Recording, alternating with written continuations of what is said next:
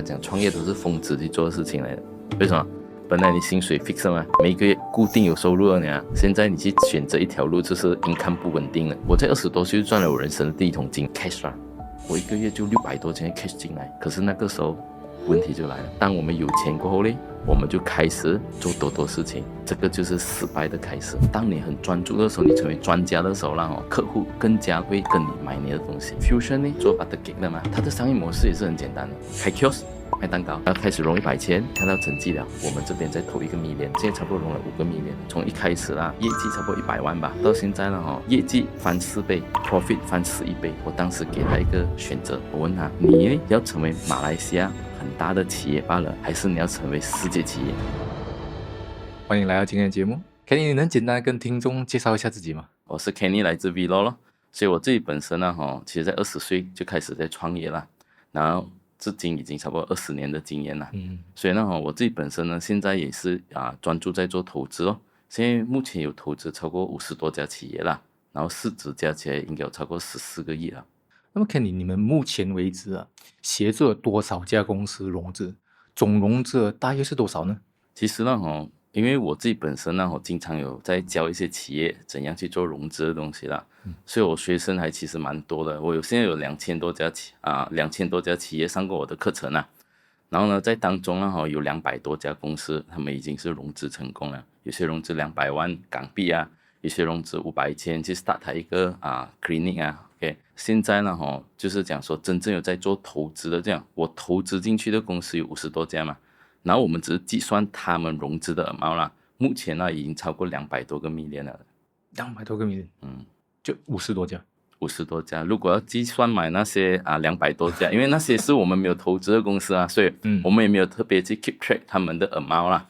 所以单单是我们投资就已经超过200多个 million 了。然后如果说 keep track 那些加起来的话，我看应该是超过300-400个 million 了。了解。那么 Kenny， 很多正在收听我们节目的人呢，有些可能正在打算要创业了，有些正在突破这100万这个关，当然也有很多他们可能已经突破100万了，甚至1000万了。那么 Kenny， 你看过这么多家公司，这么多的项目了，你认为能够突破100万和那些无法突破100万业绩的公司最大的差别是什么呢？主要第一啦就是专注咯。 OK 啊，就是讲说当他可以很专注在一个东西的时候啦他就容易突破100万。为什么这样讲？当你很 focus 在你一个 business 的时候啦你就会全心全意去想说啦这个东西我将去做得更好。所以你看我们讲说今天example， 如果你有心脏病的话啦，心脏突然间痛的话啦，你会去找专科医生吗？对吗？你不会去找一个百科医生看的吗？所以你看其实我们在做企业啦，就是给这个社会一个解决方案嘛。所以当客户他有问题要解决的时候，他就找这个方案的专家嘛。所以你是不是这个方案的专家，这个是一个很重要的东西咯。所以如果说你跟别人也是一样的话，这样为什么客户要选你而不是选择别人，对吧？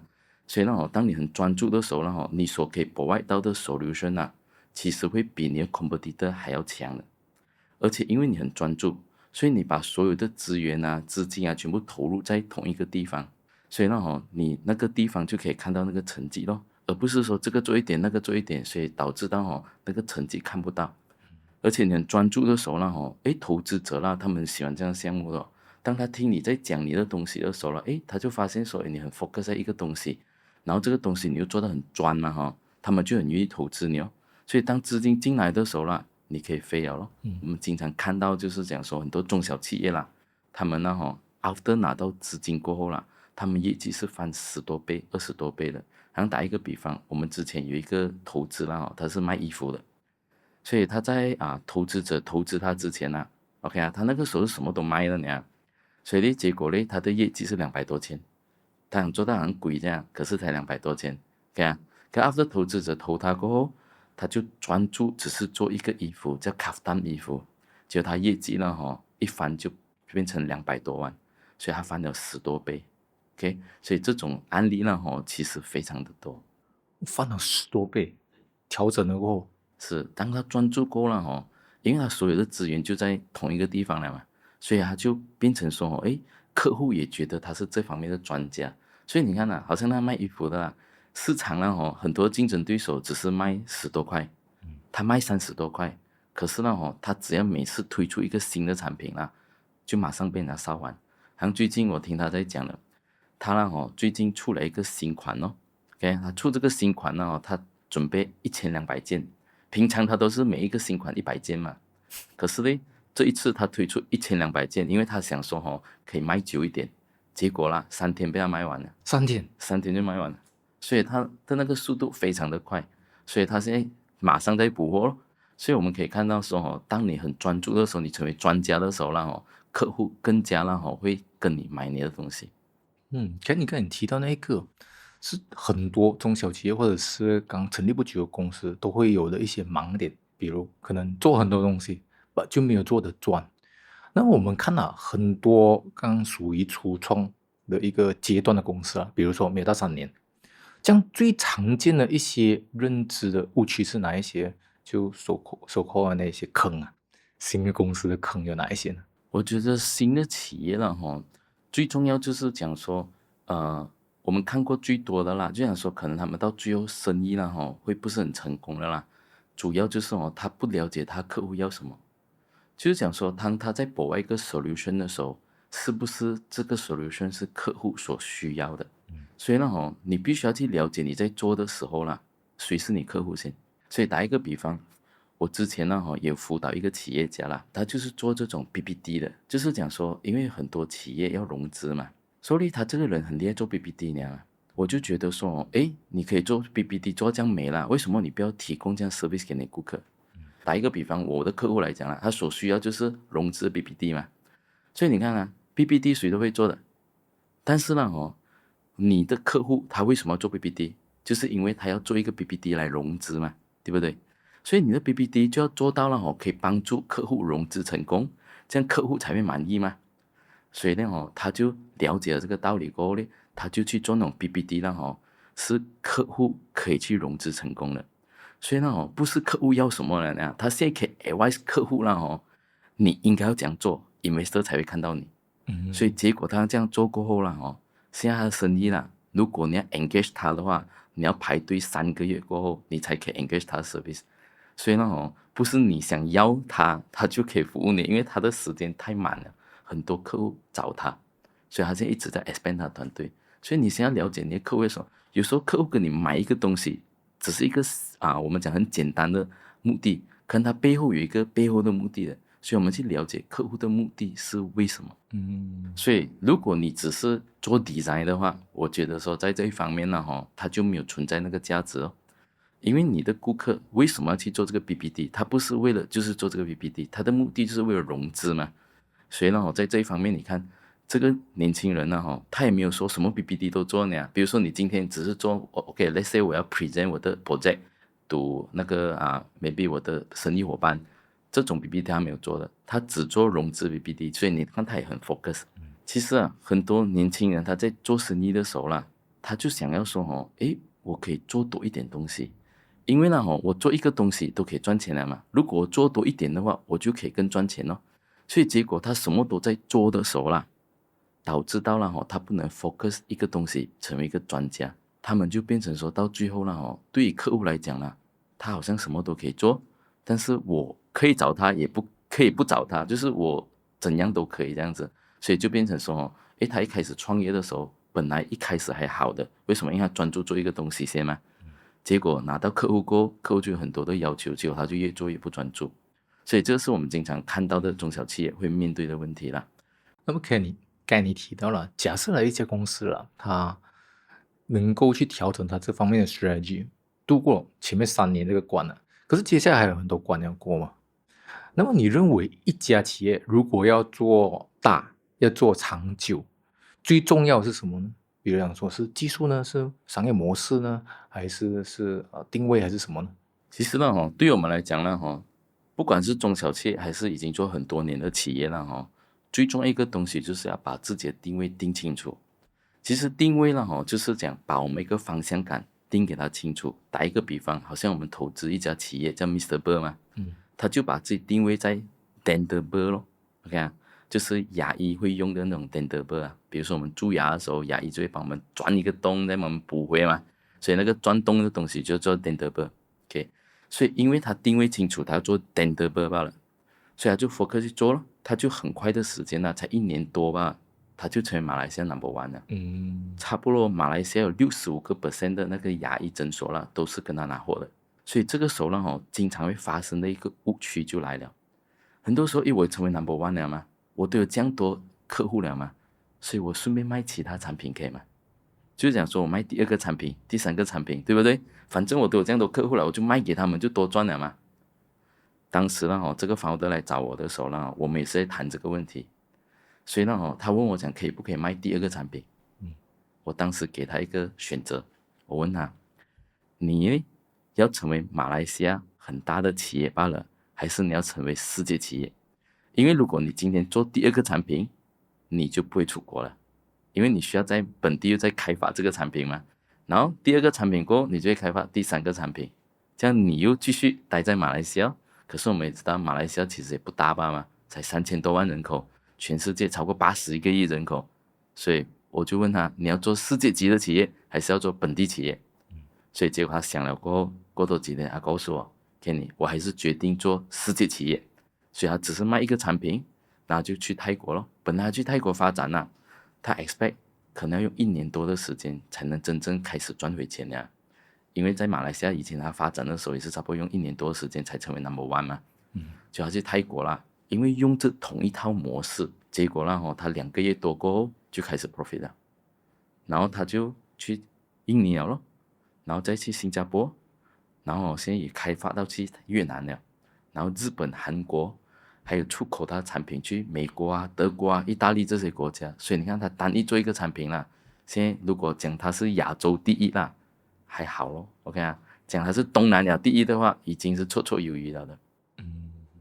那么跟你聊到模式了，除了定位之外，这样怎样才算是一个好的商业模式？好的商业模式具备怎样的一些条件？你有什么案例可以分享吗？我觉得说好的商业模式啦，它其实要简单易懂。怎样讲呢？其实好像比如说 Coca-Cola 啦，你看 Coca-Cola 来讲啦，它的商业模式其实很简单嘛，就是买卖吧。可是它的产品里面有一个特点，就是它 recipe 咯，所以它 recipe 就是它的特点，所以它很简单的就可以买卖了。所以就想说，基本上我交给 anyone 都可以卖的东西来的，所以它就可以很容易的做大咯。可是如果你的东西是很复杂的，然后呢，除了你没有人可以做了，这样这个模式就会越来越复杂了。所以呢，这种商业模式就很难去发展。打一个比方，比如说我经常呢也是会在教企业家怎样去做东西嘛。可是我的 core business 是做投资的，因为对我来讲呢，如果每一次都要靠我去辅导人家才可以赚钱的话啦，这样这个生意啦，如果一天我不在的话，就不能做了的。可是做投资不一样哦，我一旦投了一个企业，只要这家企业一直还在的话啦，我就算以后退休也好啦，这个生意还是可以赚钱的，我还是可以从我投资的企业那边去赚到钱，对吗？所以呢，它是很简单的，就是看到好的企业投资，看到好的投资就是这样子嘛。所以它不需要好像我们需要很 experience 这样子一定要20-30年的那种企业经验啊，才能够去辅导别人啊。它不需要因为投资是一个很简单的东西。你提的这个很好啊，因为很多人在觉得商业模式一定要很复杂、很复杂，做到别人看不透啊。刚才那个出发点，就你提的那个出发点，我觉得对很多年轻人会有很大帮助。怎样用这样子的方式去思考，即使今天他没有在，那公司还是可以运转，还是可以 scale，这样就代表了那个东西是足够的简单。对，好像你看啊，打一个比方，我们有投资另外一家公司叫 Fusion 哦，它是做 butter cake 的嘛。所以 Fusion 呢，它的商业模式也是很简单的，就是开 kiosk 卖蛋糕。所以它的特点就是它的粉，粉有它 secret recipe 哦。所以这个 recipe 呢，他们团队里面呢，就是他们一些核心的人物知道咯。所以这些核心的人物都是他自己人，其他人完全不知道的。包括我是他的 consultant，OK， 我是他投资者，我也不知道他 recipe 是什么，对啊。所以呢，他就很简单的就是工厂那边每一次在做生产的时候，就撕他这一包粉丢下去。然后就做他的产品出来，然后就在卖。所以他的产品呢，从一开始啦，我们投资那一年啦，他业绩差不多100万吧，然后做到现在呢，已经差不多接近我看600多700万了。不过在去年呢，他已经做400多万了。我们可以看到，就是讲说，当他的商业模式很简单，去 scale up 的时候啦，他从2间我们投资过，他现在已经7间了。他的 profit 呢，也从一开始的时候100万的时候，他只有99千 profit 呢，现在400万了 ，OK 啊，他的 profit 啊已经去到1.1个 million 了，所以他业绩翻4倍 ，profit 翻11倍。所以当然很简单的时候呢，他的东西呢就很容易 scale up。所以他现在已经发展去 KL 了，所以他这个月11月他也会开始了开他 KL 的那个 market 咯，所以 KL 也是会开多8间店。所以因为很简单，所以它就容易 scale up 咯。听起来好像很简单，等一下我们再聊一下这个部分。好，可能没有那么简单。这样 Kenny 啦，你刚才提到了Velo 投资了50多个项目，对吧？这样你可以分享几个项目是你觉得印象特别深刻，然后为什么你投资他们呢？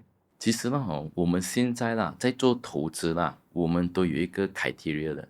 对于我们来说啦，投资呢是先投人哦。其实我们讲说一个企业的成功与否啦，真的不是看行业的，你知道吗？一个企业能不能成功啦，最主要就是那个 founder 本身。第一，我们讲人品哦。其实一个可以利他的企业家啦，他会成功的几率会更高的。为什么？因为想着利他嘛，利他也包括他自己客户，客户是会感受得到的。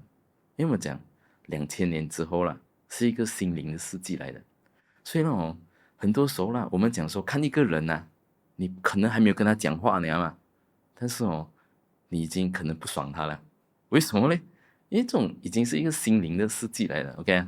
所以就变成说了当你有在抱着那种利他的精神的时候，你会发现你的客户也喜欢你，这是第一咯。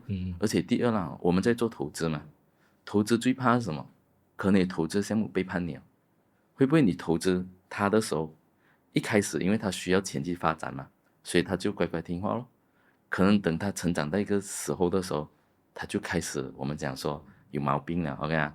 可能自己本来可能不是一些钱本来是要分给大家的，可能他就自己拿到完或者呢去做一些假单所以这些东西都可能会发生哦。所以呢一个会有利他的人他不会去做这样子的事情哦，明白没有？所以呢我们讲一个人的人品很重要，所以我经常讲一个东西这样，一个好的生意啦，交一个不好的人他会变成一个烂生意了。所以这个人品是我们很看重的，是第一个点。第二个点我们看重的就是它的定位是不是清晰。定位清晰这个东西它主要我有2个原因，为什么要找有定位的企业。第一就是因为它定位清楚，所以它一定会成为这个定位的专家，所以他生意以后要 scale up 是比较容易的，因为他所有的精神都是在把这一个东西做得越来越深，所以他客户可以拿到的 value 越来越大，这是第一个点。第二个点，因为定位很清晰的公司比较容易让 investor 投资的。很多投资者为什么他不投一个项目主要的原因就是因为他看来看去看不明白你在做什么，好像什么你都有做这样子，到底你是在做什么？明白？他根本看不懂，你明白没有？所以导致到最后他根本不了解的东西他们就不会投资的，明白？所以就变成说如果你没有定位我投你的话以后也没有其他投资者投你，就变成说你只是靠我的资金去成长的话可能不够，因为我们企业要做到全世界的话要做到很大的话，可能你需要靠的就是很多方面的投资资源所以这个就是我们选项目其中2个最重要的东西。像 Kenny 这些项目你投资这些项目，除了投资之外，我相信很多 founders 来找你咨询，寻找帮助了。这样通常他们来找你的时候你看过这么多了他们通常陷入怎样的一个困境怎样的一个瓶颈，然后你会怎样去引导他们呢？我这边可能我自己本身也是比较专注的啦，因为我的定位很清晰的嘛。我是做股权融资的嘛，所以很多人也因为这样子认识我们了，所以他们来找我的问题多数是钱的问题啦。所以你讲一个企业钱是问题吗？我老实讲一句，企业真正有一个很大的问题确实是钱的问题。因为我们一开始的时候，其实我们很多东西我们在做的时候它可能都可以赚钱的。尤其是你讲说一个企业它可能做了2-3年3、4年的话，如果它不赚钱它早就倒掉了。所以他为什么可以做2、3年3、4年？其实他这个生意是赚钱的，只是他一路以来可能就卡着做不大。因为资金不够。所以呢，我面对的很多的企业家呢，他们来找我们的时候都是因为资金不足。可是呢，他们找我们咨询的时候，他们也不是讲说没有在外面试过去找人家融资那样，他们也是有去找人家投资，可是投资者不投他们哦。打一个比方，有一个企业家啦他认识我们之前，他也去外面融资啊，那样他融500千，结果investor嫌他贵哦。所以呢，他就很好奇的问我讲说，诶，我公司这样，我只是要融资一个500千，会很贵咩？我讲没有啊，只是你的方式不对。因为呢，他不够专注，他不能够把他的整个东西呢呈现到让 investor 很容易明白。然后他们做很多东西嘛，所以当你讲很多东西的时候 ，investor 也是很 confused 啊。所以当他就是讲说 ，after 我们教他怎样去定位过后啦他嘞就试看融100万呢，500千融不到，去融100万 ，something wrong 咩？结果100万被抢完 ，investor 还问他还有吗？你看，所以其实呢，在这个点里面呢，就是他们要学习怎样去专注过后，他们要做 investor 要看到的东西。所以很多企业呢他们呢，我觉得说不是他们的生意有问题呢，只是他们需要资金去 scale up 了。所以只要有资金的话，我相信很多企业都可以成长的。OK 啊，打一个比方啊，你自己想看啊，如果我给你500万的 cash 啊，你觉得你现在还会一样吗？不一样，一定可以成长的嘛，对吗？所以其实钱是可以帮助我们成长的，但是呢，有钱过后，面对的问题才是真正的问题。比如说有钱过后，你可以很快速的成长，可是成长的一段时间过后，你发现可能你 marketing 追不上了。所以那些才是真正我们要面对的问题，所以我们就需要去聘请专业人才啊，我们要去请更加专业的管理团队啊，所以这个是后面才会面对的问题。那么Kenny，你刚才提到这些项目了，但有些融资可能就普普通通，有些很成功，做到很成功。像这些成功的项目呢，他们的共同点又是什么呢？ OK， 在过去呢，我们投资也是投资很多企业嘛。当然，是不是我们投资每一个生意都是赚钱的？不可能啦，明白吗？如果是的话，就变成投资之神了，对吧？所以呢，我们在投资的时候也是会成功跟失败啦。所以在过去呢，我们投资跟成功跟失败之间的企业呢，我们就分析过了，他们最大的不一样到底是在什么地方呢？很多企业呢，他们在一开始的时候，他们在融资的时候啦，他们是很专注的。然后当他们生意在 grow 了成长了有钱了就开始 diversify 的，就开始分心结果就导致到他们企业资金就被 diversify 去不同的地方了，过后把赚的钱亏在一些不赚钱的项目上面，所以赚钱的拿去 cover 亏钱的东西，所以导致到最后公司就失败了。所以甚至我看过一个项目他融了1000多万呢，他做了8个公司，他融了1000多万过后，他开8个公司做不同的东西都 related 的，你知道吗？就讲他告诉你，你告诉他不可以这样的时候，他就告诉你，我 A 跟 B 的公司 B 跟 C 的公司都是有 related 的，什么都有 related 的。其实我老实讲一句啦，我真的不怕中小企业啦去找理由想要做一件事情。他要做一件事情啦，他有很多理由的，可是呢最难得可贵的啦，就是before 融资它的定位很清晰， after 融资过后它定位还是一样，很有钱过后它的定位还是一模一样，没有改变的。所以我投资的其中一个医美企业也是这样子的，对啊，一开始他做的就是这样子的东西，他现在的企业已经就是几千万的 business 了 ，OK 啊，他有几千万的 business 而且他的 cash flow 也是几千万的，但是他始终如一做一件事情嘛，你跟他讲做其他东西他都不要的。example， 他有几十个million的那个饭在那边，你跟他讲不然你把这个饭拿去做投资比如说投资在一些比较 safe 的，然后可能可以拿到比较高的 interest， 比如说6-7% 的，他也没有兴趣的。他宁愿放在 FD 拿3%，他也不想要分心去做其他东西，他就是很专注。所以当一个很专注的企业一直保持这种专注的时候他就比较容易成功。所以他们的共同点就是他容易成功的原因就是因为他专注。那么 Kenny 提到我们讲了这么多了，很多听众很多创业者可能他们也是正在思考着这个问题，像我的项目应该去融资吗？那你能给他们一些建议吗？比如说什么时候应该融资？那么融资和不融资又有怎样的一个少为人知的一些利与弊呢？其实融资不融资啦其实是很看个人的啦。讲真一下啦，我们讲有些企业家啦，他有4、5个团队、5、6个团队，他也很满意了。OK 啊，他也做得很开心了，怎么你要逼他呢？这是他选择嘛，对不对？可是有些企业家他野心很大的他是政府马来西亚还不够，他要政府全世界的所以我觉得说是不是应该融资啦，看你的野心。如果你有大的野心，这样你应该融资的。为什么呢？因为你可以靠其他人的力量一起来 support 你，把你做大，对吗？如果呢，你自己本身，其实 happy with 4、5个团队的话，这样你也其实没有太必要去融资啦，因为融资有过还跟 investor 交代嘛，然后你又成长不大，然后如果 investor 要逼你做大，你又不开心这样为什么要让自己受苦，对不对？我觉得说每一个人都有自己选择自己人生的一个我们讲说他的选择权对不对？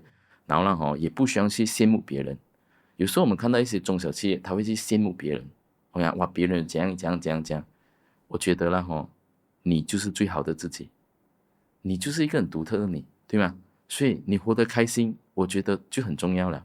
当然，如果你还有一个很好的野心，或者一个很大的愿景，想要去帮助这个社会，因为我也觉得你很棒，对吗？所以你怎样都是一个很棒的你，所以不需要去羡慕别人的。讲到融资很多年轻人可能他心里面就会想了，像我刚开始，真的会有人投我咩？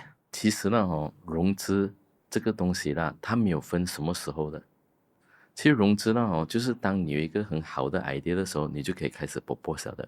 其实很多中小企业呢他们有一个担心，就是讲说，我才一开始吧，我才一个 idea 的话啦，会有人愿意投资我吗？其实投资者呢也有分不同 type 的。有些投资者呢他只要看到你有前景的话，他就愿意投你了，因为他也明白 high risk high return， 对啊，所以他前期投你的话 return 更高嘛。可是当然有一些投资者他是 play safe 的，所以他是比较属于后期投资的。这两种我们都需要的，所以你不用去担心我前期融不到，明白？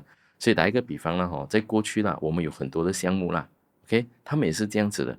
我们有一个项目我们投资的啦，叫 Temtem 啦。其实我们一开始还没有投资它先的，它就是就是学会这个资本过后啦，它只是一个 idea 吧，它要去做那种天贝chips片，就好像那个薯片这样子，可是它是用天贝做出来的，所以比较健康咯。所以有一个这样 idea， 所以他学了。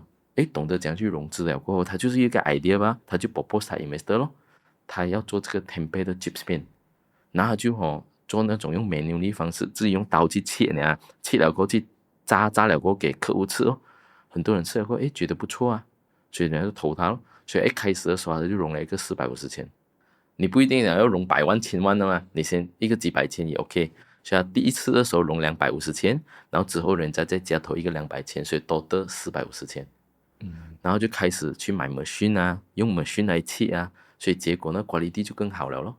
所以人家当初为什么会投他，就是相信他这个东西会有市场，可是会不会成功也不是很确定的， but 可以播看然后呢，我们1年过后，我们看到的东西已经蛮 ready 了，我们也在加投他咯。所以我们现在这边也投了950千，所以他本来是要100万所以我们现在只拿了一个950千，所以才一个50千嘛。所以如果他融完这个100万的话，他就总共融了1.45个 million 了。所以你看一个 startup 也是可以这样子明白吗？当然我也看过了好像 Fusion 这样子。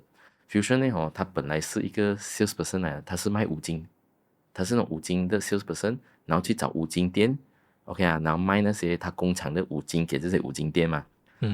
所以他学习了资本过后了他一直有一个梦想，就想要创业。所以一开始的时候他又比较可能担心说有没有会不会投还是说不知道会不会做大，所以他就用一个很简单的方式就融100千也 OK 就想先从100千开始所以他开始融100千，然后呢就小小的去做，做了过后他也看到成绩了，然后之后呢我们这边再投1个 million，然后他又做大了咯，再投2个 million， 然后之后呢我们再融多2个 million， 所以他现在差不多融了5个 million 了。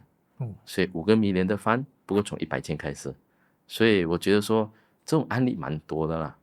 OK 有时候就是我们不敢去问嘛了，没有我们怕我们拍谁所以不敢去问人。其实很多时候你可能想象不到是什么呢？很多你身边的人啊，其实一直可能都在看着你的，所以他们其实呢，对你是有信心的，可能还比你自己对自己有信心。对啊，好像我以前我还记得啦，我第一次融资的时候啦，我是以为说啦，只有跟我做生意的人呢，他才可能比较容易明白我是做生意的，所以他们可能会投我的几率比较高呢。结果啦，最后我去跟他们融资的时候啦，才融到25,000嘛，认识的人融25,000，然后就没有办法咯，想说要不然开放一下给外面的人看看其他的朋友有没有兴趣咯。结果才发现了原来啦，普通那些朋友啦更看好我嘞。他讲诶 Kenny， 我已经看着你做生意做了这样久啊，现在你有这个机会给我投啊，其实我是很开心的。OK 啊，我已经等机会投你也已经等了很久了。OK 啊，现在终于有机会啊，他就直接进钱了。很多时候是可能你自己对自己没有信心了，不过呢试看去问你身边的人，可能很多人都其实在等着投你的，只是你要一个方法。当然投资者愿意支持你，他也有他自己的能力嘛，所以我们必须要设计一套模式，是他能力范围上面可以真正支持到你的，明白吗？比如说你这一开口就跟他要100万，他也很难支持你，他很想要支持你，可是100万他也没有啊，明白吗？所以我们可以设计一个配套，是他比较容易可以支持你的。Kenny 了，你很擅长这些专业在于股权那边嘛？这样很多人也是很想知道这方面的，比如股权分配上啊，有哪一些坑？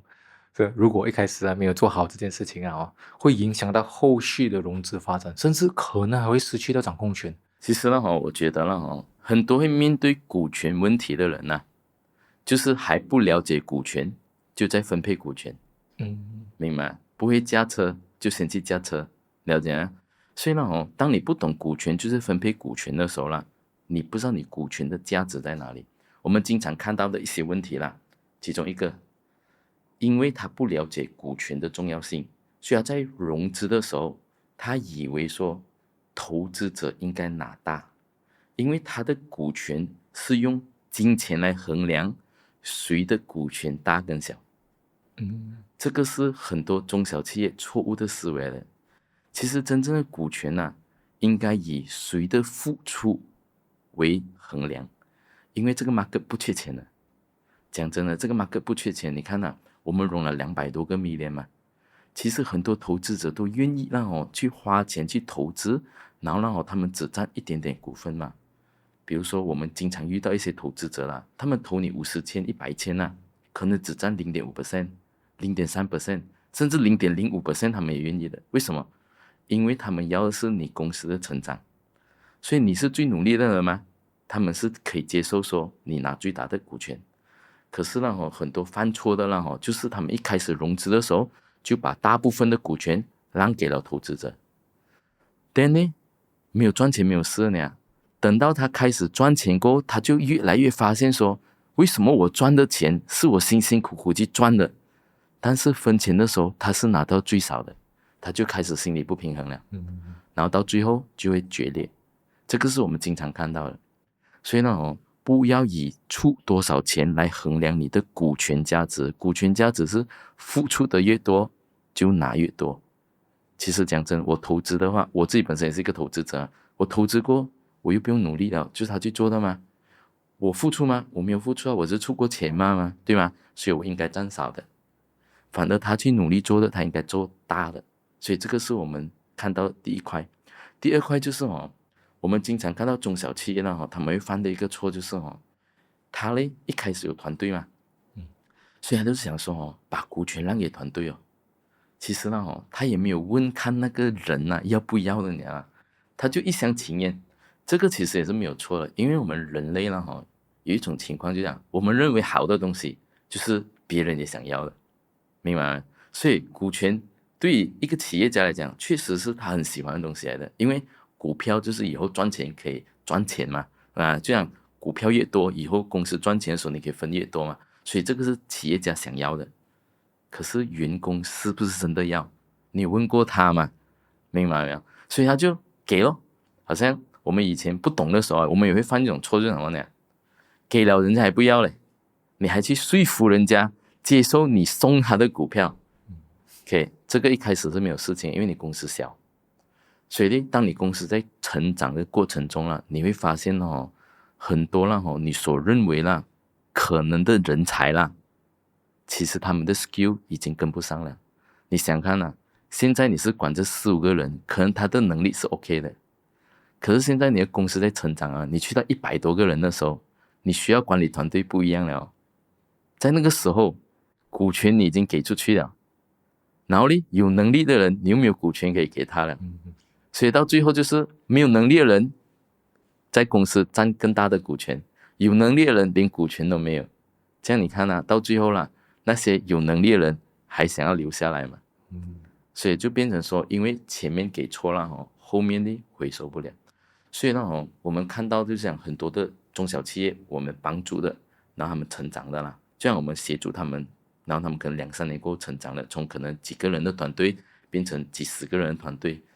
我们发现了多数的企业80% 的管理层都会被换掉，不是因为他们要去换，而是能力方面真的 support 不到，所以他们就需要花更多的钱去请更专业人士回来。所以那个时候啦那些拿着股权的人就好像普通员工都拿着股权，然后管理层没有股权这样子咯。那么 Kenny 啊，现在很多年轻人啊，他们对创业有很美好的想象啊，他们可能会认为讲说，创业可能就是一个很理想的一个出路。这样你怎么看呢？这样子的一个心态？我觉得说现在年轻人要创业啦已经是一个趋势了。所以这个趋势我相信不会改变的，就是会越来越多了。对啊，所以呢我们讲说想象都是美好的嘛 OK 啊，然后真正去做的时候才会面对一些问题啦。不过这个就是人生啦。所以呢如果讲说要创业的话啦，其实我是很鼓励的。OK 啊，我个人是很鼓励创业的。如果你要创业的话呢，你要去看 market 的需求先。就是讲说啦我们讲今天我们在创业的时候，很多时候我们会想说我还很小，所以 OK 咯，明白？其实我们在创业的时候啦可以去看一件事情，就是讲以终为始。所以你的终点想要去哪里？打一个比方，今天我们在槟城，如果我要驾车，我一定要想我要去哪里先嘛。类似我讲我要去9号，这个就是我的终点咯。所以我不会驾去吉打的嘛，因为是反方向来的嘛，对吗？所以呢我们在创业的路程也是一样，就是我们要知道我们的终点要在哪里。比如说我们今天要做上市嘞，还是要做了卖掉啊？我们未来一定会往那个所谓的终点去做到吗？也不一定。可是至少你有一个方向感。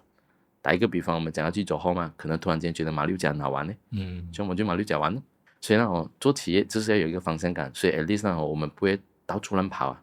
所以呢当我们有一个方向感过后，知道我们要做的终点在哪里了，我们就开始去做它嘛。所以我们就要想，我今天做的东西它能达到我这个终点吗？打一个比方，你讲我们要做到上市，上市在马来西亚的最基本的要求啦，你要去 H market 也好啦，你 at least 有一个400万嘛。虽然在 Black and White 讲说你要上 H market 是不用有 profit 的，可是你没有 profit， 没有 investment bank 要帮你上市啊，明白吗？所以你一定要有一点 profit， investment bank 才会看上你嘛。所以 at least 有一个400万，所以我们就要想咯，我现在做的生意可以做400万嘛？比如说我可能按摩的 skill 很好，这样可以不可以创业？可以啊。可是如果靠你一个人在按摩，你按400万的话，你有2个选择啦。一，你是很 high level 的按摩 ，OK， 按摩一次可能收人家1万块的。第二就是你要把这个 skill up， 就是你要知道你需要train人了。所以你在开始设计的时候啦你的整个设计就不一样了，明白？你就不会太过着重在自己，而是着重在一个团队。所以有一个终点这样子哦。所以我觉得说一个终点的设计是比较重要的。那么可能像我们看到了很多年轻人现在开始创业了嘛，它是一个趋势。这样可是当然有些人成功了，很多也失败哦。这样你认为年轻人创业失败主要的原因是什么呢？我觉得说呢成功跟失败啦你怎样真正去定义它嘞？我们来讲啦，失败可能是成功之母嘞，对吗？所以我们讲说做生意都没有失败嘛，也不一定的。我在做生意这20年来啦，也曾经有高峰过，也曾经有跌倒过。你的人生成功与否啦，我觉得还是要看你的结局啦。所以呢过程中的失败，我觉得是一个很正常的东西，不用去太过在意，因为它就是成功失败之间嘛。但是呢，我们要比失败多站起来一次就成功了嘛，对啊，所以我们不要放弃咯。但是呢很多时候啦，我们的失败啦就是我们自己找来的。讲很多时候的失败啦就是当我们开始不务正业的时候。打一个比方，以前我在做 game 的时候 OK 啊，我不是第一个做 game 的 company 我是差不多应该第10多家所以当时呢我又在槟城全部都是集中在 KL 的所以有人讲你们在槟城不可能会成功的，为什么？所有的资源都在 KL， 可是我就是偏偏喜欢在槟城，所以我爽就可以了。OK 啊，我就是这样的 style 来的。OK， 我就喜欢在槟城，我就在槟城做咯。结果用1年多的时间我就打起来了。然后之后呢，我就成为网页游戏的第一平台。当时我的销售额是第2名的 Double， 我成为第一，然后第2名的销售额是输我一半的。OK 啊，所以那个时候成功吗？我觉得很成功了，因为我1个月 cash 啦，我1个月就600多千 cash 进来，所以是很有钱的呀。可是那个时候问题就来了，我就开始不务正业了咯。就想说做一个生意啦1年可以赚100多200万啦，做2个就可能300-400万了，做3个可能就500-600万了，所以就想做多一点生意，所以我同时做5个生意呢。结果呢，有没有好像我预期这样？没有，从100多200万跌到剩100多200千，到最后整间公司卖掉，而且是没有 value 的卖掉。所以呢在这种情况呢我们可以看到，就是讲说，当我们开始不专注的时候它后面会有问题的。所以很多的失败就是自己找来的，就是自己花心。看我也是过来人来的，所以呢我就经常建议年轻人当你做一个东西赚钱过后，把它做全世界先。明白？不要做这样多东西，你就把一件事情做到全世界。可是可能你很喜欢不同的 industry， 对不对？没问题的。当你成为世界第一过后，去收购人就好了。别人也是做了10多年才做大的嘛，你再把它收购掉，你省了10多年的时间。所以呢如果今天你还用着你的时间去换钱的话其实你做不大的。你要懂得用钱去换时间。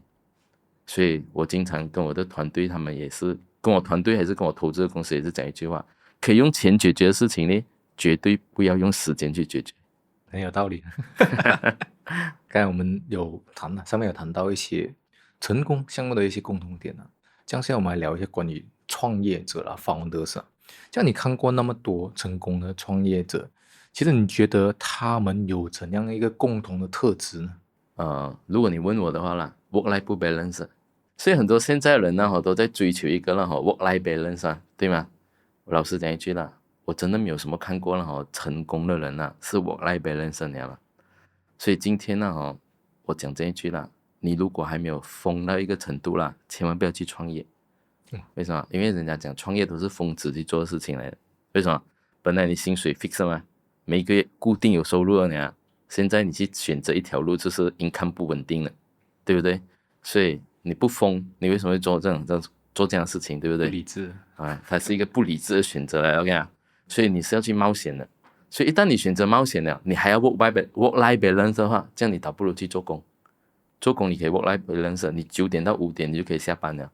创业者晚上有问题你还是不能睡的，你还是要解决问题的。所以以前我们在做生意的时候有时候半夜2点 customer call 你讲他的东西有问题的话，你做到凌晨7-8点 OK 做到第2天的7-8点早上，然后8-9点可能已经之前就跟 customer make 好 appointment 了，所以你可能只是睡一个半小时1个小时OK 就开始又再去 meeting 做东西。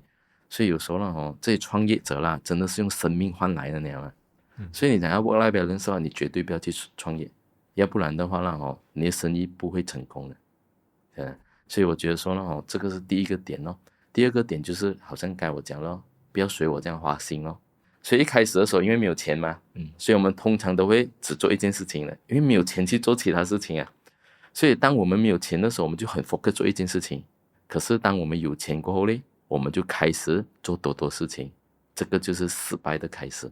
所以我觉得说我们今天选择创业的话啦，就 focus， 然后真的就是全力以赴拼，明白？所以稻盛和夫不是有讲过一句话，付出不亚于他人的努力。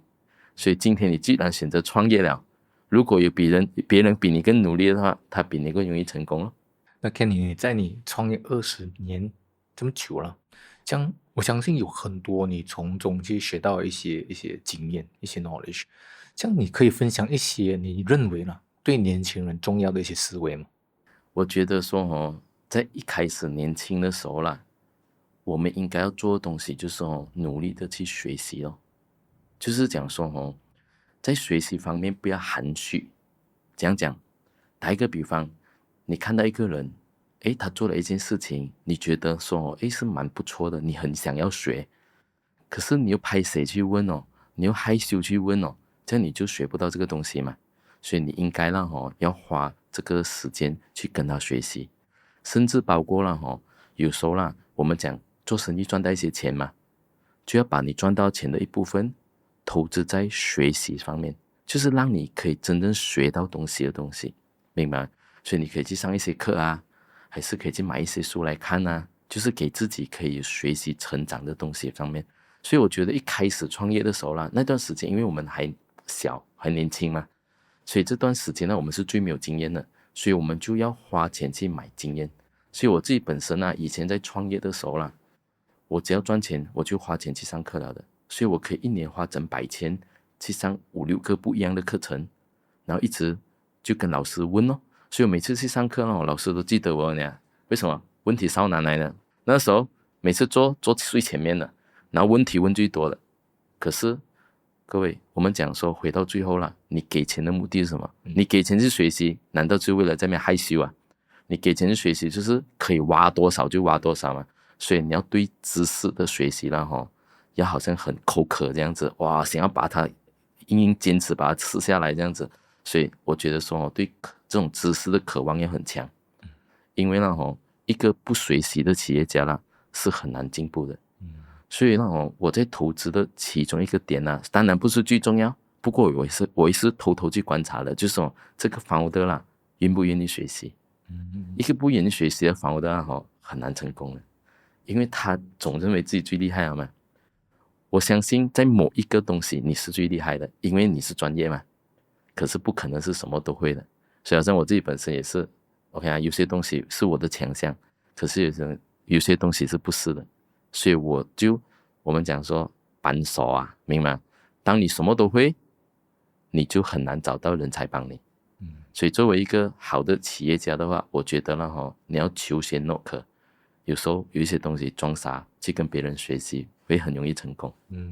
那么我们看Kenny 很多年轻人可能我们讲30岁之前他们可能处于一个比较摸索、比较迷茫的一个阶段那么30岁就是一个分水岭。你觉得有什么东西是30岁之前年轻人就必须要去想清楚的吗？这个呢，我就引用一个我之前在新加坡上一个课程有一个东西我是印象很深刻的。他就告诉我，人生要分成3个阶段。第一个阶段呢，就是从你出社会到35岁，然后第二个阶段就是35岁到55岁，第3个阶段就是55岁以后到你退休了。因为讲说30岁的话，基本上可能你创业的过程都已经做到一段时间了，所以你要想的是可能下一个阶段你要做些什么东西，可以开始去布局咯。所以如果你已经差不多接近30岁了啦，我觉得可以开始去布局一个东西，就是未来下一个阶段我想要做什么。比如说35岁过后，所以我自己本身在做生意的时候因为我在上这个新加坡课程的时候，那个时候才20多岁嘛，所以当我听到这个时候，我就在想35岁过后我想要做什么东西。所以当时我就想说35岁过后我要转一个角度，就是我不想要好像现在这样子一直是在做一个生意，我想要把我学习的东西交给别人，有没有收入不介意，只要可以把我学习的东西教别人就好了。所以如果你有注意过我以前30岁初的时候那种 Facebook 的 post 我那个时候都在想说，我可以免费教东西，谁要学我是很想要去教，因为我想要在35岁过后把我的时间投入在教育别人怎样去做生意。所以我已经想好那个阶段，所以我觉得说你要 set 好一个人生目标，是不是一定要用这样？我觉得不是啦，可能有些人会觉得，35岁过后我要更专注，我想要把自己的生意做到全世界去，也不错啊。所以至少你有一个目标，所以你可以去设定。所以我觉得30岁的时候，我们应该要很清楚我们接下来要走的路了。那么 Kenny 你提到了以前你都一直都在积极的去学习，像有一句话就是说你永远赚不到你认知以外的钱了。像对于年轻人来说，他们有什么方法你可以建议他们去打开认知吗？当然认知类就一定是学习啦，明白吗？就是讲说我们去学习才能够去找到认知嘛。可是现在我觉得市场的问题就是在于说，你觉得去学习的时候，可能你是成为人家的水鱼啊。就是讲说，很多时候你觉得你去上课，结果到最后你才发现，原来你是他赚钱的工具吧。所以我觉得在这个方面的话要多去听一听其他人的 comment。我觉得不要看官方的，找一找身边的朋友，他们有没有学习到一些东西是不错的，然后你可以去学习。所以那种学习肯定可以突破我们的认知。为什么呢？你看啊，打一个比方，你找到一个导师，真的是不错的，他就把他10多20年的经验，用几天的时间把它说简单的让你明白。所以好像打一个比方，比如说我自己本身做了20年的生意嘛，然后在资本我也是做了8年的时间。有些东西其实你外面看是很复杂的，可是当我跟你点醒一下啦，你就通了。所以有时候你一天就学习到人家8、9年的东西你就会很快的突破你自己了。所以跟别人学习是一个好的认知。包括我之前投资的一个公司啦，他是一个医生来的，可是这医生很特别的，我非常喜欢他。他真的可以把他个人的姿态放得很低，一直是向别人学习。通常有时候我们觉得医生已经很厉害了嘛，对吧？医生应该是很厉害了。可是你看当他遇到一个人他觉得可以在他身上学习到东西啦，就算这个人没有比他厉害啦，他都把整个身份放很低，去请教他，来一直询问他。包括有一些公司的员工嘛，你看，因为他的公司做得很不错，所以在里面做工的人多多少少都学到一点东西嘛。你会看到这个 doctor 他会放低下姿态请人家吃饭啊，把人家当成 VIP 来服侍，你看嘛。就是为了学习一下，你们公司为什么可以做到这样好的？他可以把这心态、这个姿态放低啊。所以当你把姿态放低的时候你就会发现人家很愿意跟你 sharing 的，明白吗？你如果一直在高高在上的话，人家觉得跟你讲什么你都不认同，他就很不愿意 share 咯。可是当你很愿意去跟他学习的时候人是这样，你越愿意跟他学习，他就越愿意分享。那么 Kenny 呢？你一路走来了，有没有某一些建议某一个建议是对你有很深远的影响的吗？当然有咯，而且是分阶段OK， 比如说在一开始的时候，曾经有一个我的股东也是我的投资者也是蛮支持我们的。他讲过一句话我们在做企业一定要忍得住寂寞，耐得住诱惑。所以2个字叫忍耐忍得住寂寞，耐得住诱惑。因为在我们做企业的过程中你越成功的话，你就越多的机会的。所以当机会很多来的时候你愿不愿意就是守着，没有你要忍着，不要什么 opportunity 都要拿。你同一件事情已经做了5年8年了，其实你是很寂寞的因为同一件事情一直在 repeat 一直在 repeat 一直在 repeat。好像打一个比方，我们在讲课的时候同一个课讲了又讲，讲了又讲，讲了又讲，其实已经是很无聊了，你知道吗？可是你不可以这样所以很多时候成功就是在一件很简单的事情，你一直做一直做，越做越专，专到最后你成为这方面的专家。所以他这句话忍得住寂寞，耐得住诱惑就是我当时在做企业的时候一个很好的我们讲说一个提醒，就是教我们要去专注。然后之后我的太太有讲了一句很不错的话，也是很大的一个提醒我，就是讲投资不是投多多，反而是你要去找到一些真的可以很赚钱的企业，然后你投资他们过后，你要把你更多的资源放在他们身上。所以 instead of 说你把资源分散在很多不同的企业，你倒不如把资源集中在一些已经很赚钱的企业，让他们成长得更好。这个也是为什么啦，我们8年的时间呢，我们只投了50多家，我们一年可能就2、3家、2、3家、3、4家这样在投。为什么？因为我们要专注在那些做得不错的，我们要给他足够资源去成长。不然的话啦，老实讲一句啦，我今天有2000多家企业跟过我们上课，对吗？其实啦，希望我们投资的啦，也很多家了，很多都问我们，老师，你可以投资成为我们公司的一个顾问吗？你可以投资成为我们公司的一个领导吗？或者我可以送你 share 啊 ，OK 啊，你只要进来我们公司引导我们就可以了。我们还是坚持一个东西，无功不受禄。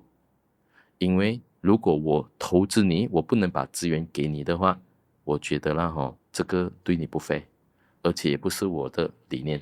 because 一旦你讲利他，你占人家便宜，哪叫利他嘞？所以呢这2句话呢是我在人生过程中呢对我人生的整个想法有改变的咯。所以从专注到更专注。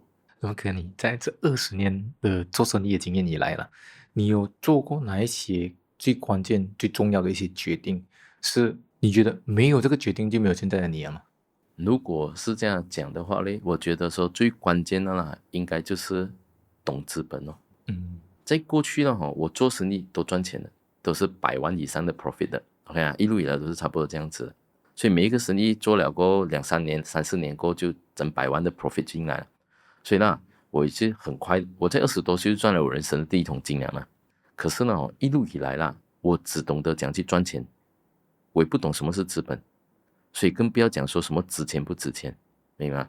所以我公司不管几赚钱都好，可能最后人家有意愿要 offer 我们买我们的话，也是100万，最多我收购的 offer 啦，也是1000万，这个就是我们收购的 offer 咯。所以公司的价值就在那边。可是当我懂资本过后啦，现在我的公司啦市值已经是1.5个亿了，150个 million， 所以赚的钱也没有比以前的多。但是呢，因为我们做的东西有 value 有价值，大家看得到，所以它的价值就被提升起来。因为我们懂得用资本的模式了，所以呢资本是对我人生改变最大的。所以如果我没有学会资本的话，可能我现在还在做工，就这样一直在努力的做生意咯，就不懂得去做投资了。所以资本这个知识啦真的帮了我很多了。它不只是做企业的资本，包括投资，因为我也是经常有投资在一些上市公司嘛，所以投资在上市公司其实也是一种资本的，因为你就赚 capital gains 赚 dividend 嘛，就是用钱去赚钱嘛。所以呢这2块呢都是帮助我人生改变很大的。所以现在呢我们就不用这样压力了咯，因为钱会去赚钱了嘛。以前没有，以前做生意好的时候就很开心，生意不好的时候就很伤心了，对不对？现在没有，现在你可以看到那种 recurring income 一直这样回来。那么 Kenny，你认为呢圈子重要吗？圈子它是一个重要的东西，因为也毕竟是我们的人脉嘛，对不对？可是圈子也有分 quality 跟没有 quality 的所以呢有时候呢我们看到一些企业家，可能他一开始他很想要有朋友或者很想要一些贵人来帮他，所以他就join了一大堆的圈子。可是很多时候他们去上一些课了过后啦，他们join的圈子那种一直在喊口号呼哈所以他感觉到他很忙，你知道吗？他也感觉到他生活很精彩，每一天都有事情在做，每一天都有见不同的人。可是呢到最后他完全没有进步。所以这种人脉其实到底有没有quality先？不过啦如果你问我的话啦，最好创造人脉跟圈子的地方啦，反而是投资者。其实你看很多时候啦你在融资的时候啦 OK， 你没有发现的是什么呢？在过去我们的 record 里面我们看到啦，就是投资在你公司的那些投资者啦，当然普通人也会投资，但是呢超过 80% 的投资者啦，他们自己本身是企业家来的。所以他自己在做生意赚到钱了过后，他希望用他赚到的钱去投资另外一些企业，然后也帮助他们成长起来，所以他可以用钱赚钱嘛，对啊。所以他自己本身是一个可能很成功的企业家，所以当他投资你过后，他希望你成功吗？他也希望你成功吗？所以他就会把他身边的资源带给你。我还记得我在2016年的时候，我遇到一个安哥，他穿着拖鞋、短裤、头发还忘记梳，他就问我讲我在做什么，我讲我在做一个娱乐平台，所以他讲你讲给我听听看，所以我就 present 我的项目给他了。他在 present 过后他讲不错你给我300千，我傻去你第一次见我300千，但是，然后他就问我 Kenny， 你还缺多少钱？只有问我还要融资多少钱？我讲还少一个100万，他讲100万呢，OK， 不用紧，等一下，他又打了几个电话，他讲 Kenny 不用了，100万 set 了，什么事情？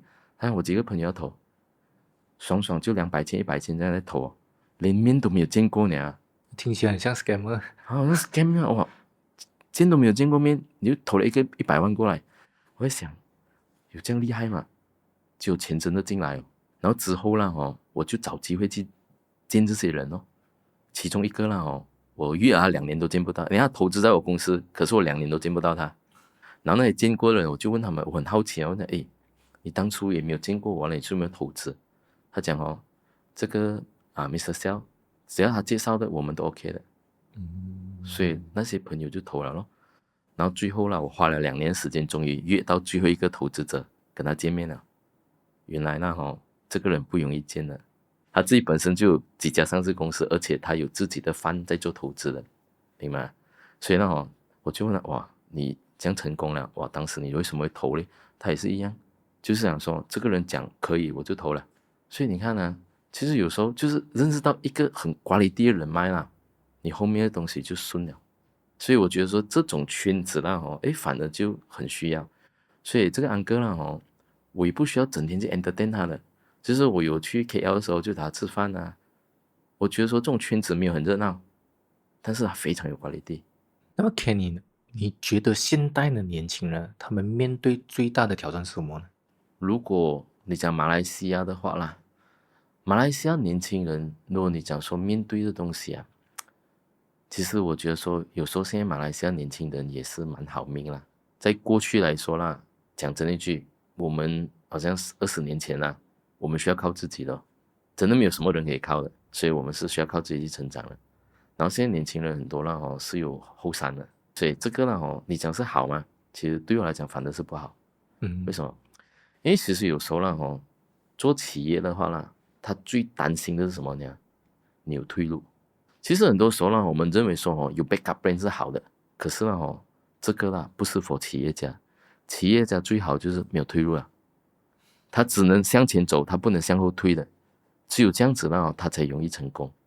所以呢有时候呢我们讲说现在年轻人因为毕竟以前父母可能苦过了嘛，所以就希望他孩子不要受苦，所以就很多事情都给予 support， 所以导致到呢很多企业家他们有一个 backup plan 在那边最多我回去找父母咯。所以反而是他们完全没有个 backup plan， 他们才能全力以赴。所以有时候人家讲说穷人的孩子反而更容易成功因为他们真的是没有什么 backup plan 的呢。你要就自己靠自己，要不然你就没有了的。所以现在年轻人我觉得说最好的不要去依靠，靠自己。所以我也看过很多的企业他们真的靠自己的。比如 example Grab 的 founder Anthony， 其实他有一个很好他的靠山摊中一间上市公司做他靠山当时他想要去创业做 Grab 的时候，其实他家族是反对的，因为他们是希望他可以继续承接单中这个生意。但是他选择了不要靠山，家族没有支持他那样。所以你不要以为 Grab 今天会这样成功是因为有单中在后面 support 他那样，没有。一开始的时候他们是反对的，所以他自己去融资的。所以是找了 angel investor 投资他。我也听说啦，不过不知道是不是真的啦，他一个 lot 是200千，可是也不是很多投资者投这样子。所以我觉得说这个就是他把他自己靠山删除掉，他宁愿选择自己走这条路。当然有一些中小企业他们面对的问题，还有就是讲说年轻人嘛，因为现在的社会跟以前有点不一样。以前我们没有什么时间 online 去打 game 什么，我们通常都是找朋友玩所以我们的那个人脉资源至少都还有一点点所以我们之间是有那种人际关系的。可是现在的年轻人，包括了可能自己邻居都不认识，然后平常有空就是 online 网友很多，朋友没有，所以变成说他在创业的时候他需要靠自己去做很多事情所以他可能也没有什么那个所谓的资源跟人脉可以 support 到他这样子，所以在这一方面的话呢，可能也是他一个挑战所以我会鼓励说可以多出来 OK 去见人 instead of 说整天在 online OK，那么 Kenny 呢？就现在马来西亚的这个大环境来说了，你认为市场上有哪一些缺口吗？其实在马来西亚来讲我觉得不只是马来西亚全世界都在缺专业的人，很多这种企业他都很缺这个所谓的 digital marketing， 所以他们试过有自己去请人，可是很多时候他请的人反而performance 不强，那些 performance 很强的人他们更倾向于自己做生意。所以如果你问我讲有什么缺口你可以去这个 market 里面看现在很多的这些企业它在缺什么东西，你就补那个缺口。有时候那个缺口它并不是一个很广的，不是想说我一定是要做到几大的一个范围的，它可能就是一个很小的范围。就好像刚才我讲的那个 PowerPoint， 它在补的就是很多人现在想要融资嘛，可他们不会做 PowerPoint 嘛，所以他就补这个缺口咯。那很多想要做品牌的，他又不知道品牌怎样做，所以如果你是品牌很强的，你就把你品牌做得很深，那就补品牌的缺口咯。其实很多东西未来我相信本来在一间公司里面的所谓的一个团队在做的东西以后都会变成一家一家公司，它是很多小公司集合起来的一个成就来的。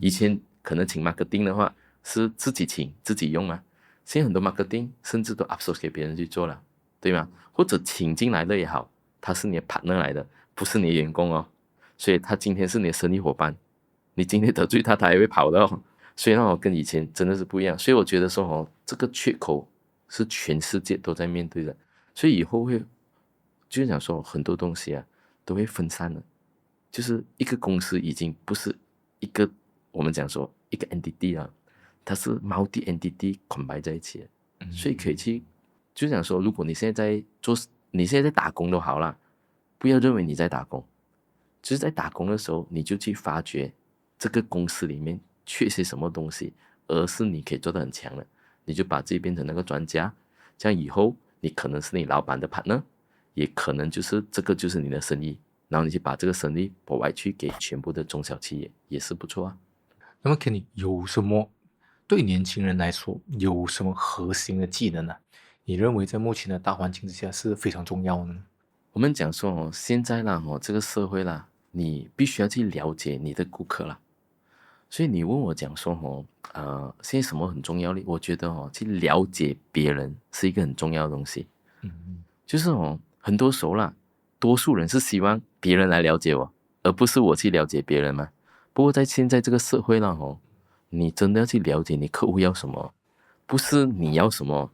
很多时候我们发现他们在做 marketing 的时候，是把自己想要告诉客户的东西打一大堆的广告出去，然后跟我讲没有效果。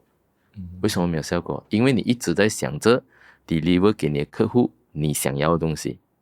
错，你应该去了解你客户要的东西过后，你把这个 message deliver 给他，告诉他我这边有你想要的东西。没有，这是了解咯。所以你今天创业的话，你一定要了解你的顾客，这是第一点，我觉得重要的咯。所以你就可以有顾客群。第二个呢，就是你要懂得去融资。为什么这样讲呢？如果你真正有去研究的话，你会发现在美国跟中国基本上现在你没有融资的话你很难做了的。你在中国也经常会看到动不动融资，动不动几个亿的融资。为什么？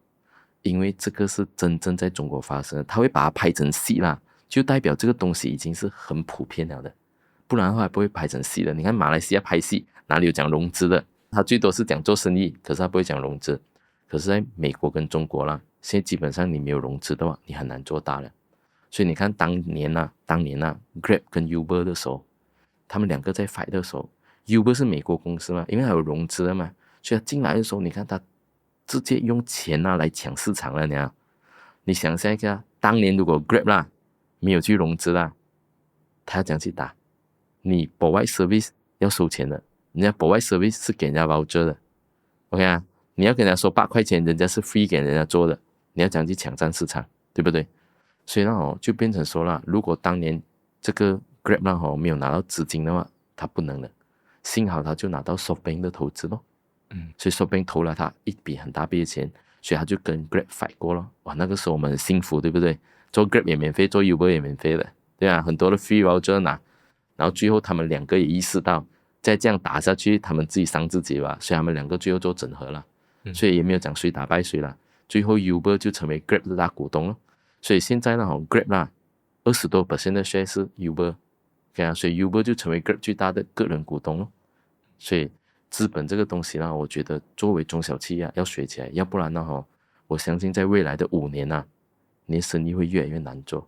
那么 Kenny， 在你的角度来看呢，你认为年轻人留在马来西亚还有前景吗？如果你问我年轻人留在马来西亚有没有前景呢，我就是最好的榜样了。为什么呢？我本来在英国的嘛 ，OK， 所以我本来在英国的，为什么18年前我要在英国回来马来西亚？我可以再留在英国发展了嘛？所以人家很多时候讲说外国的月亮比较圆嘛，对不对？可是呢，如果你问我的话啦，是 depend on 你要做什么。如果你是讲说打工的话，确实可能在外面你可以拿到比较高的薪水，对不对 ？OK， 当然，不过生活费也高啦。好像我去香港这样，哇，一个普通店员啊，12,000的薪水。可是你吃一餐啊，500-600块，所以呢他的薪水很高，生活费也很高。所以如果你讲打工的话，当然出外国的话，你的 rate 比较高嘛，对不对？可是讲创业的话啦，有时候啦当你选择创业的时候啦，你在一个已经很强大的国家创业的话啦，你想看一下，人家资源全部都很丰富了啦，包括我刚才讲的嘛，在美国、中国，人家融资基本上全部人动不动融资的，你去到那边什么都没有的话，你这样去做。所以如果for创业的话啦我个人的感觉啦，在马来西亚是一个很好的地方，所以这个也是18年前我决定回到马来西亚，在马来西亚创业的原因，因为这边有很多的机会，而且呢，我们马来西亚有一个优势，语言的优势。你看我们跟中国人做生意没问题的因为我们讲华语嘛，因为我们讲的英文很标准哦。我去英国的时候，一开始的时候啦，我真的听不明白他们讲的英文呢，因为他们有腔的。OK 他们有一种他们的自己的腔，所以反而我们马来西亚人讲的英文他们很容易听得明白的。所以呢我去英国的时候呢反正那个英国人跟我讲，你们讲的英文很标准，很容易听，很容易明白。OK，因为我们都是一个字一个字的嘛，然后咬一个一个字，所以我们又有优势对外国。然后如果你讲去印度的话，我们华人不会讲印度话，不用紧，我们可以找一个印度人，OK 啊，因为我们之间可以用英文沟通，可以用马来文沟通，甚至有些印度人还会讲华语，对啊，所以我们可以带他去印度发展。所以基本上我们要去哪一个国家发展都没有问题因为世界最大的2大语言我们都会到完，英文跟中文我们全部会到完。所以我觉得说在马来西亚它有这样子的语言优势，你要懂得善用它，所以要做全世界的生意。So Kenny， 最后了，对于有些年轻人，他们可能现在正在处于职业或者事业一个十字路口了，他们正在做这人生重要的一些抉择。那么你有什么想要对他们说呢？你讲说现在年轻人啊，他们可能在做一个抉择的时候嘛，可能说我是要去创业，还是我要继续打工？这个我回到那个点我还是觉得那个野心啊，如果你是一个野心的人的话啦基本上啦你不用等了，你在等，你是浪费时间嘛。所以呢我觉得说你自己先要问问你自己想要什么，然后要的话就可以开始去做了。好像打一个比方，我在中学的时候，我就已经知道我想要创业了的。因为我从小我就很喜欢做生意我小学就买交叉买铅笔去学校里面做流动贩卖部，我拿去卖。